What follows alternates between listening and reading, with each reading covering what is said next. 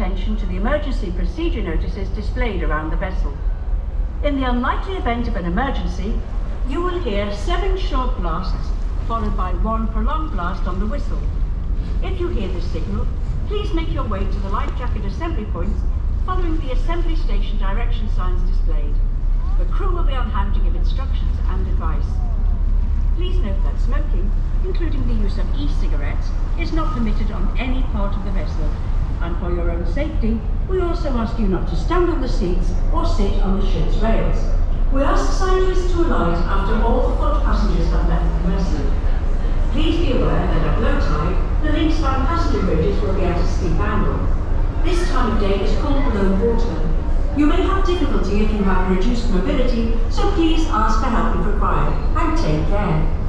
Photography and filming may take place during this cruise, and may be used for the purpose of promoting Mersey Ferries online, in print and on social media. During the cruise, you will see some of local and world's most famous landmarks, including the 3 places, Waterfront Town Hall, the Mersey Ferries Conservation Shelters, Camelwood Sheepdog, the Royal Albert Dock, and Liverpool's 2 magnificent cathedrals. Usually, it's simply very telling on the real story. Seeing is the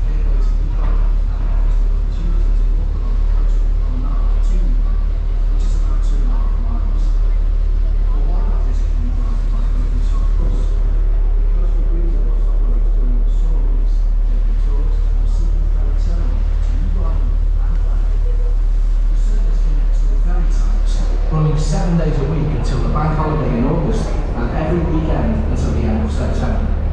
The service is free for River Explorer cruise ticket holders. Sightseeing is also home to Eureka Science and Discovery, a new visitor attraction designed for children and young people up to 14 years.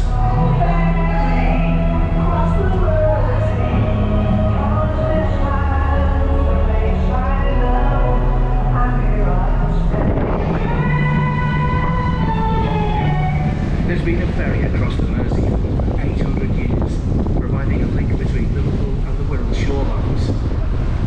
Here ahead, our starting point takes its name from the long stone pier which once jutted out into the river from the shore next to the Sailors' Church, the Church of Our Lady and St Nicholas.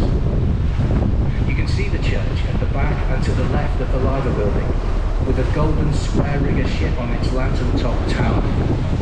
The modern 350-metre tower is Liverpool's cruise liner.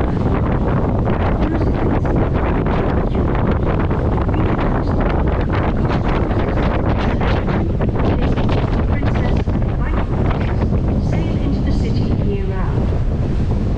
In all, 7 miles of docks and 23 miles of quays stretch along the Liverpool foreshore. In 1710, the Corporation of Liverpool started work on the world's first commercial wet dock, and by the end of the century, the city boasted a full dock system. Steam had revolutionised shipping, and this, combined with the Industrial Revolution and the opening up of the Americas, secured Liverpool's future as a trading city and a major port. Liverpool's unique character has been influenced by a diverse mix of races: Welsh, Irish, West Indians, Africans and Chinese. And this has produced a population characterised by its vitality, resilience and extreme sense of humour. The city is also home to the oldest black and Chinese communities in Britain. Liverpool had prospered from trade with the British West Indies and the American colonies during the 18th century. A latecomer to the transatlantic slave trade, of cheap goods to Africa, slaves to the sugar plantations, and sugar, rum and tobacco home to England, Liverpool nevertheless came to dominate the slave trade until its abolition in 1807. Some slaves were sold in Liverpool, mainly for domestic service, and you can find out much more about Liverpool's role in transatlantic slavery at the International Slavery Museum at the Royal Albert Dock. The growth of the United States of America provided Liverpool with growing volumes of trade, and new docks were opened on the Mersey in quick succession during the 1800s. The city was described as the gateway to the British Empire and the door to the New World. A significant Irish presence has existed in the city for several centuries.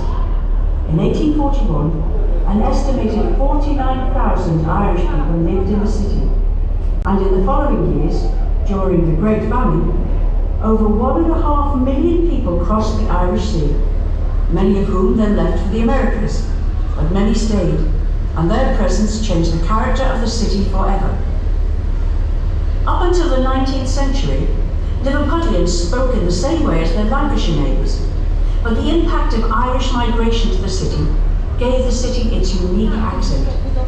Today, an estimated 75% of Liverpool's population can trace their heritage to Ireland. You can find more information on this at the Museum of Liverpool. Between 1830 and 1930, over 9 million people left Liverpool by boat in search of a better life. Before steamships were introduced, these journeys were extremely hazardous. To sail to America would take 35 days, and the trip to Australia lasted from 10 to 17 weeks, depending on wind and weather. The ships were crowded, and conditions encouraged the spread of diseases such as cholera. By the late 1800s, over 200 ships a week would leave Liverpool and travel to all corners of the world. Liverpool then was the most important port outside London.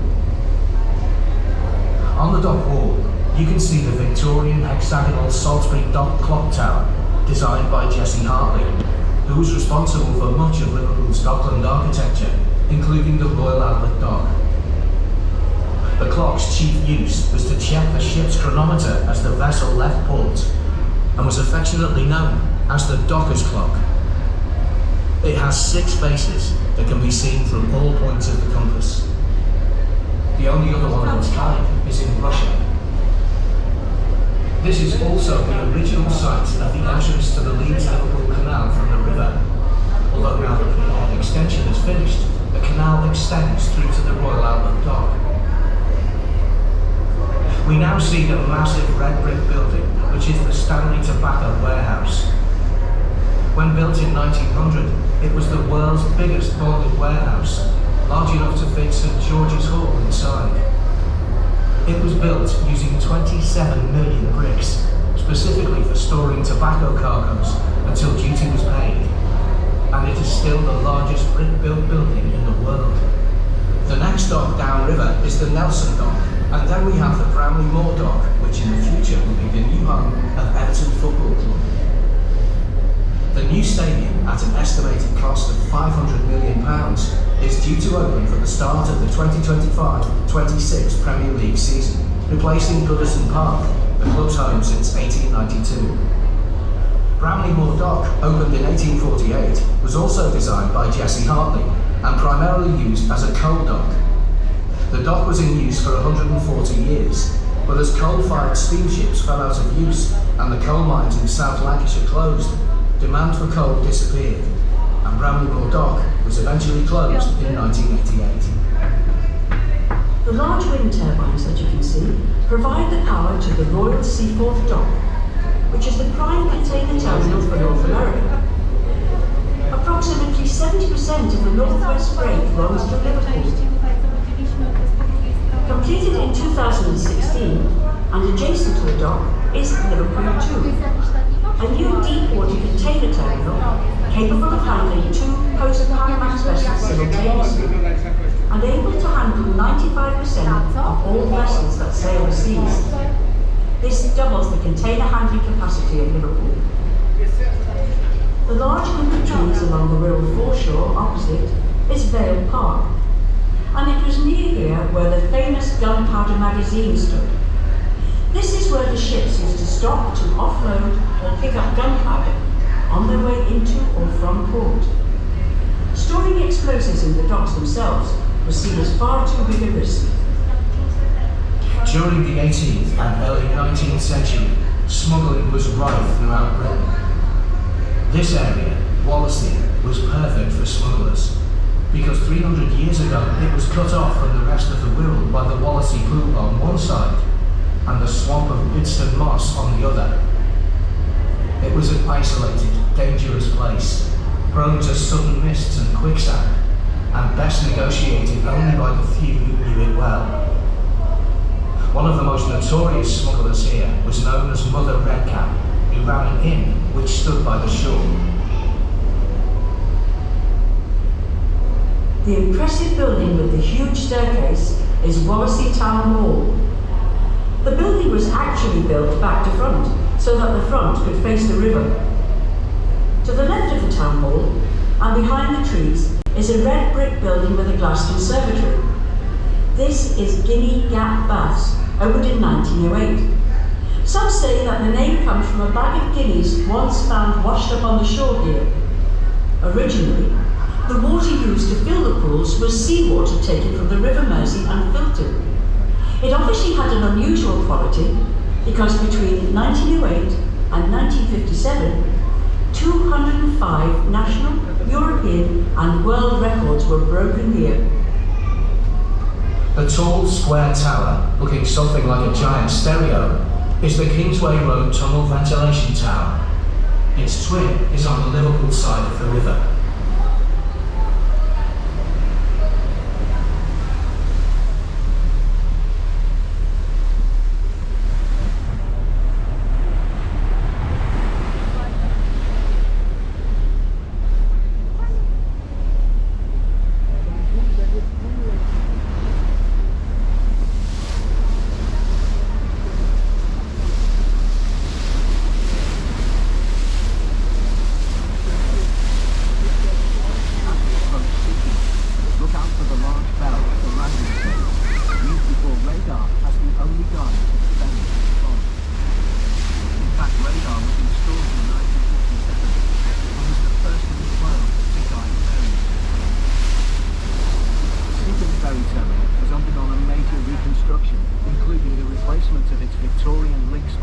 ferries and refurbishment of the landing stage and terminal building.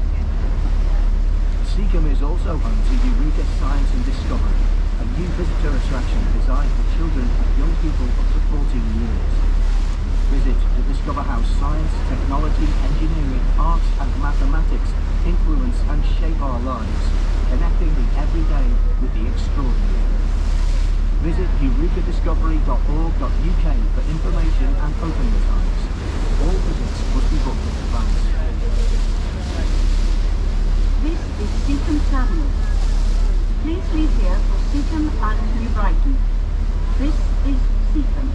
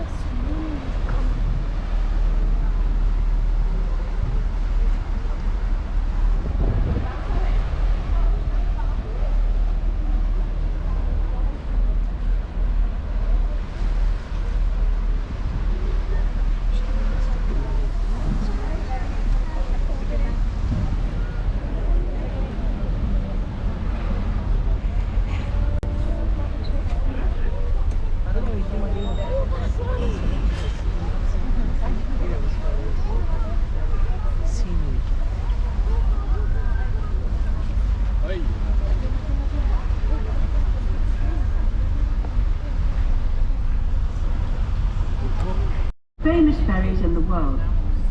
Please pay attention to the emergency procedure notices displayed around the vessel.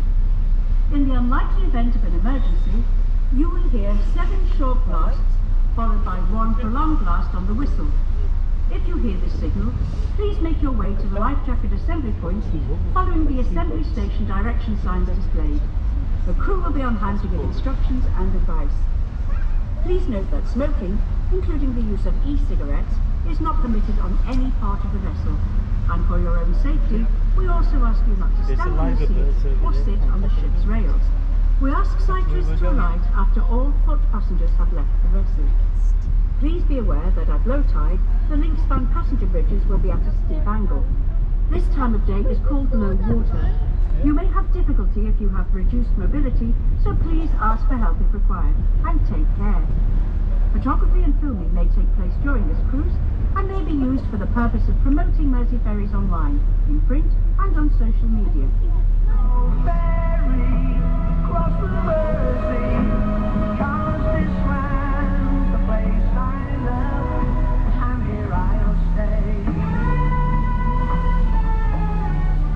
The ferry service as we know it today was created by the engineer William Carson, who in 1863 constructed the floating landing stages. Carson suffered much criticism, with predictions that the first storms of winter would carry the landing stages away. Nevertheless, as you can see, his idea has stood the test of time, and is still the most convenient way of getting passengers on and off the ferry. Over the years, the Mersey ferries have not only provided transport for visitors and the people of Merseyside, they have also played their part during both World Wars.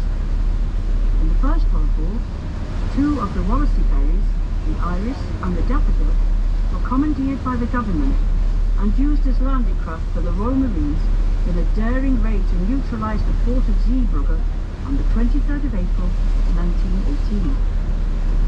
Both of the ferries were badly damaged by artillery and machine gun fire, but managed to escape and limp back to Dover. Because of their work, King George V allowed the vessels to use the word Royal in their name, and after extensive refitting, they resumed their peacetime activities as the Royal Daffodil and the Royal Iris. You can now see the roll-on, roll-off ferry terminal called 12 Quays, connecting the Wirral with Belfast. It is along this stretch of shoreline where the famous 1 o'clock gun still stands.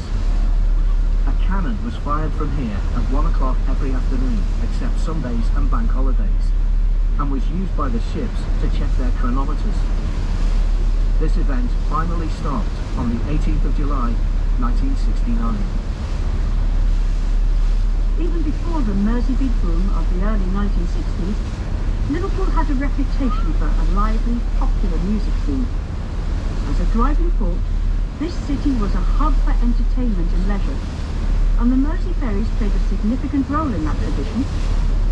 From its arrival in 1951, the Royal Iris was popularly known as the fish and chip boat for the food served on board during its dance cruises. In 1957, the Cavern Club began promoting its legendary riverboat shuffles.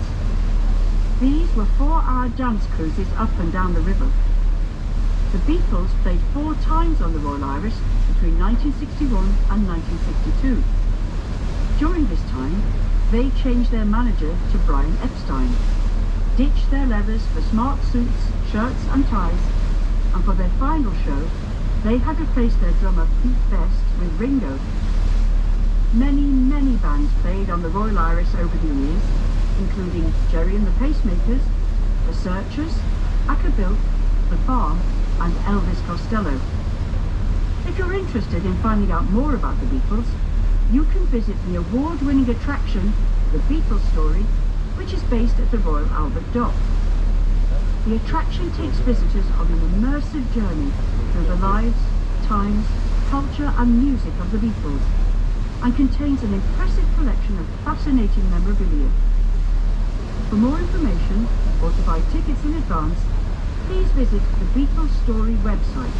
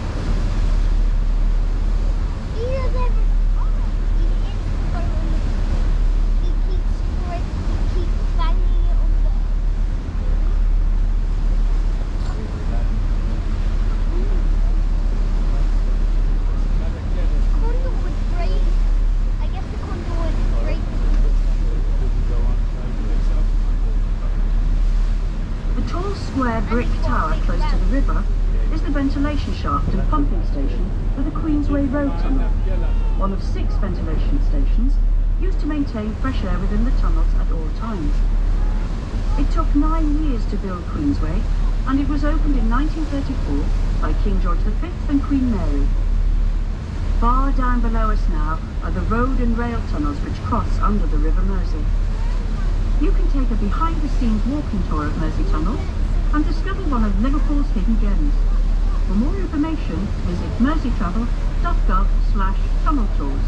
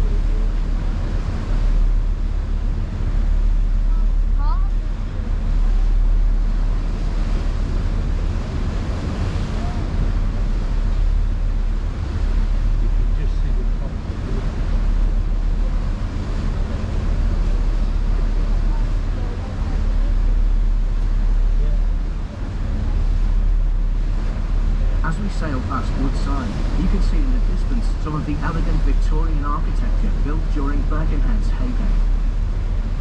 Birkenhead was the first town in Europe to operate a dedicated passenger tramway, and the first ever public park was built here, an idea of William Laird, the famous shipbuilder. It was paid for by the council and designed by Joseph Paxton, the famous designer of the Crystal Palace that featured in the Great Exhibition of 1851. The park, officially opened in 1847, offered opportunities for recreation to all Birkenhead residents with the formation of a number of park-based clubs. Paxton's design was later copied on a much grander scale by an American named Olmsted, who co-designed New York's Central Park. The clock tower with the green dome is Birkenhead Town Hall, which stands in the elegant Hamilton Square, one of the finest Victorian squares in Britain, and which, apart from Trafalgar Square, has the most Grade 1 listed buildings in one place in Britain.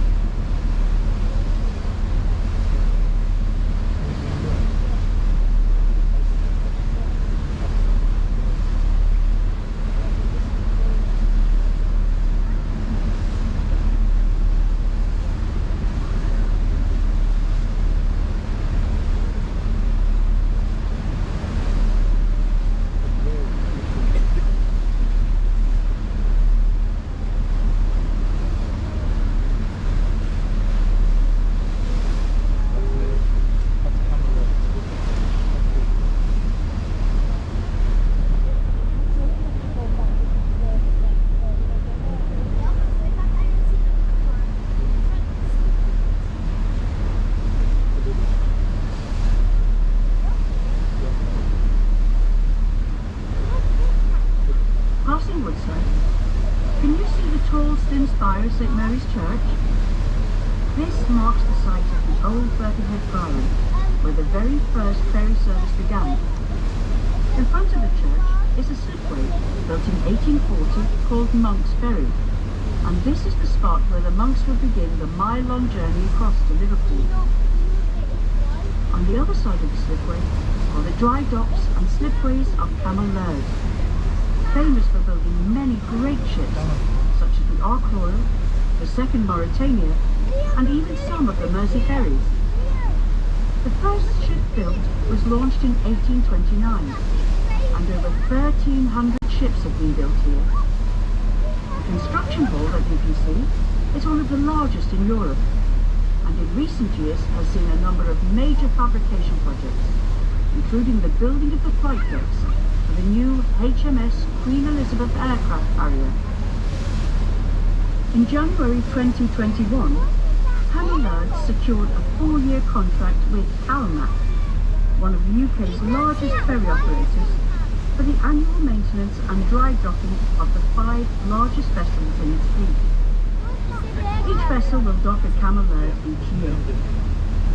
In April 2014, the British government authorised the procurement by the British Antarctic Survey of a Royal Research Ship at an estimated cost of £200 million. In 2015, Camberlad won the construction contract, and it was the largest commercial shipbuilding project in the country in 30 years. Commissioned by the Natural Environment Research Council and operated by British Antarctic Survey, the new polar ship, the RRS Sir David Attenborough, will transform UK research in the polar regions, providing scientists with state-of-the-art facilities to research the oceans, seafloor, ice and atmosphere. Its missions are critical for understanding and making sense of our changing climate.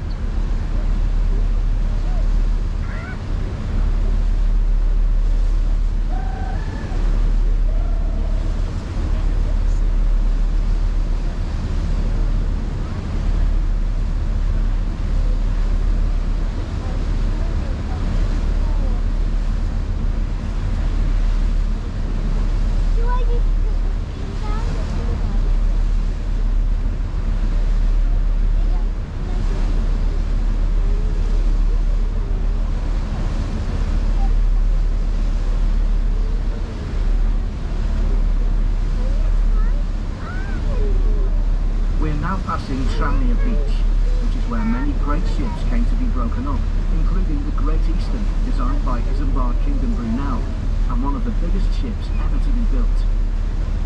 She carried over 3,000 passengers in luxury, as well as 6,000 tons of cargo. She had an amazing history. She laid the first Atlantic telephone cable, killed her first captain, and had 4 mutinies. She had 5 funnels, and her 6 masts were named after the days of the week, Monday to Saturday. The 4th mast, Thursday, became the flagpole of Liverpool Football Club at Anfield. Even as she was being broken up, she held a surprise. The skeleton of a worker was found who must have been trapped in her hull when she was being built. The long piers with the big gantry cranes on the river are part of the Tranmere Oil Terminal, which can handle tankers weighing up to 300,000 tons. More than 10 million tons of oil are discharged here every year and then pumped 10 miles upriver to the oil refinery at Stanley, the 2nd largest refinery in England. We are now off Rock Ferry, which from the early 1820s became a popular residential area for Liverpool businessmen who took advantage of the ferry services to move home to the Wirral. Many made their homes in the newly built prestigious houses in the privately owned Rock Park, fronting the river. As the century progressed, an esplanade was built linking Rock Ferry to New Ferry, and the area developed into a day tripper resort. The American novelist and short story writer Nathaniel Hawthorne lived at Rock Park for 4 years during the 1850s whilst working as the American consul in Liverpool. An extract from his diary reads, "At Rock Ferry, there was a great throng forming a scene not unlike the 4th of July. There were bands with music and banners, and a small procession after them, and a school of charity children enjoying the festival. And there was a club of respectable persons playing at bowls on the bowling green of the hotel. And there were children and infants riding on the donkeys at a penny a ride." The hotel to which Hawthorne refers was the Royal Rock, a popular destination for ferry passengers who took a trip to Rock Ferry to enjoy a drink, a game of bowls, or a walk on the esplanade. In the late 1930s, a layer of mud began to wash over the sandy beach, and in 1939, the ferry service was discontinued. The area gradually deteriorated, and the old pier was replaced by a jetty connected with Tranmere Oil Terminal, part of which can still be seen. Eventually, the Royal Rock Hotel was demolished. Further ahead are the eastern locks into the Manchester Ship Canal. Manchester, a city that was at the centre of the North's Industrial Revolution, was provided with a vital passage to the rest of the world when the canal was opened in 1894. It carried imports of raw cotton to the heart of the Lancashire cotton industry, some 35 miles away. By 1955, the canal was carrying over 18 million tonnes of goods every year. Amongst the many ships that use the canal now are the Mersey Ferries, operating day trips from Liverpool and Wirral to the historic Latchford Locks and back. The cruise gives passengers the opportunity to experience a round trip in the same day. The cruises operate on selected dates during the summer months. Please check the Mersey Ferries website for details.